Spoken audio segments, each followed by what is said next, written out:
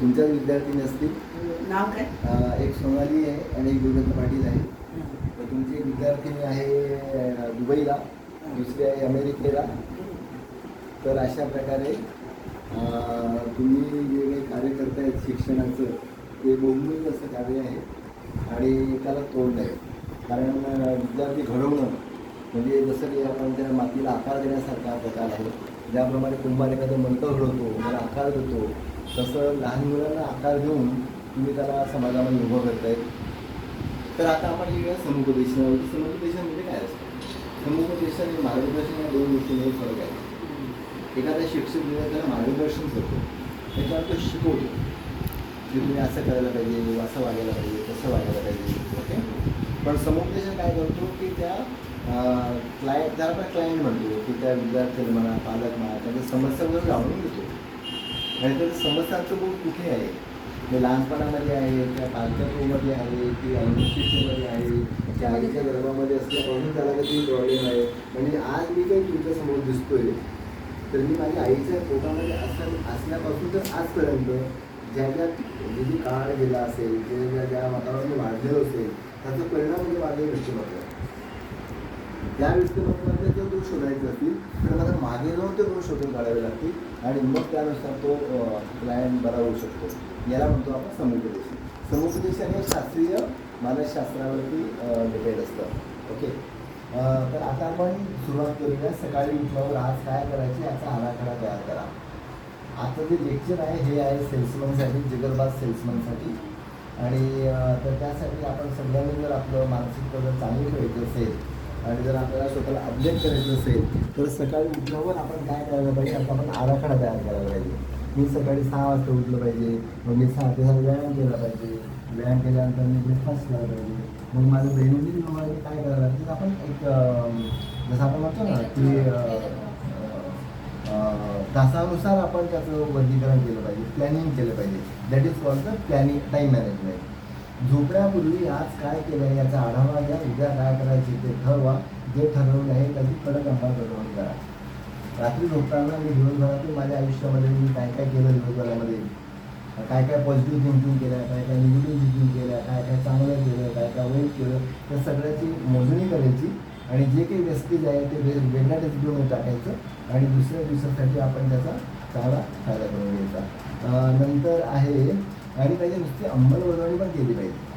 नुसतंच प्लॅनिंग करायचं आणि अंमलबजावणी नाही केलं तर तू बिझनेस नसेल.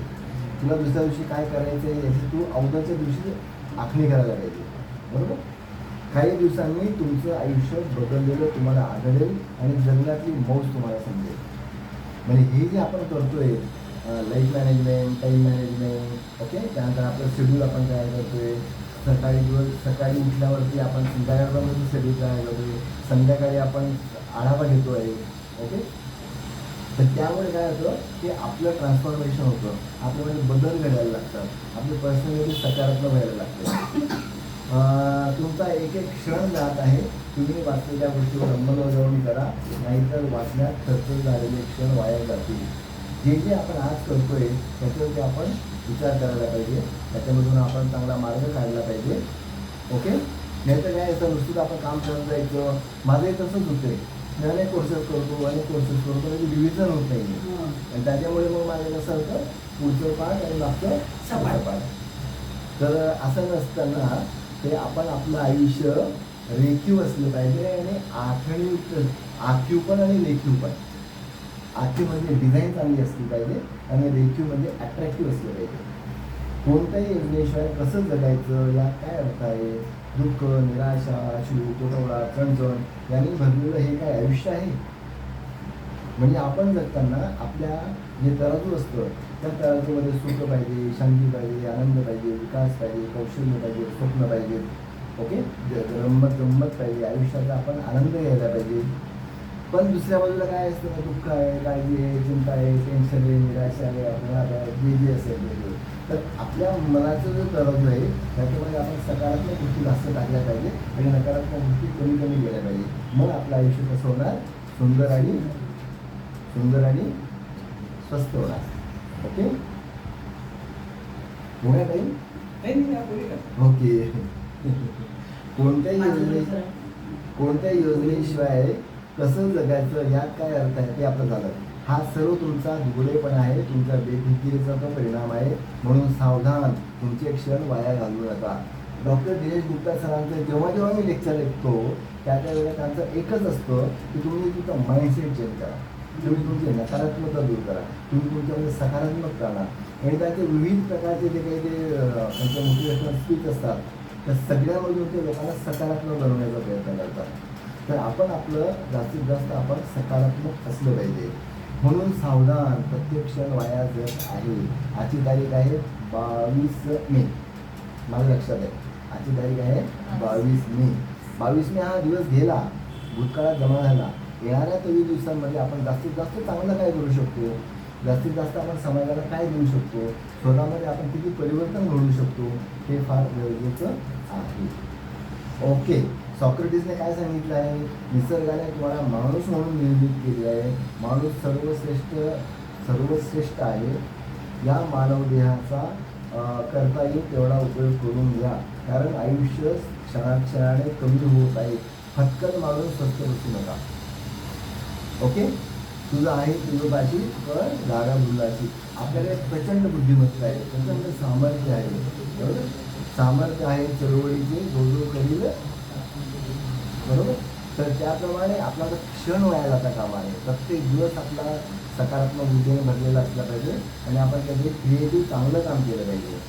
उठा, उपयुक्त व्हा, मग बघा तुमच्या जीवनात वसंत फुले. जर आपण आपलं नियोजन चांगलं केलं, आपले सकारात्मक माइंडसेट चांगला केला, आपल्या व्यवसायावरती आपण प्रेम केलं. व्यवसाय हेच आपलं ईश्वर आहे, व्यवसाय आहे, कर्म हेच आपलं ईश्वर आहे. देवाच्या भरोश्यावरती राहून तर देवाला विनाकारण निवृत्तीमध्ये टाकू नका. देवाने आपल्याला बुद्धी दिलेली आहे, बुद्धीचा वापर करायचा आहे आणि आपण आपला कर्माचा सिद्धांत जागृत करायचा आहे. उठा आणि उपयुक्त काम करा, मग तुमच्या जीवनामध्ये काय फुलेल? वसंत ऋतू फुलेल. जे झाले ते विसरून जा आणि जे आयुष्य उरले आहे त्याचा उपयोग करायला सुरुवात करा. जे गेलं ते गेलं, बरोबर?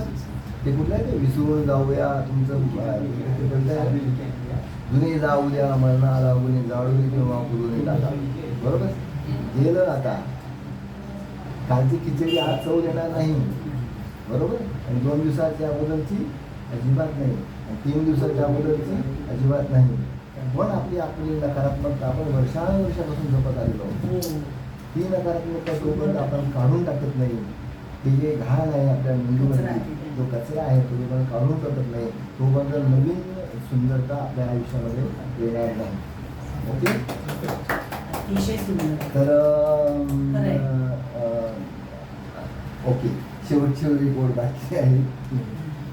तर हे आयुष्य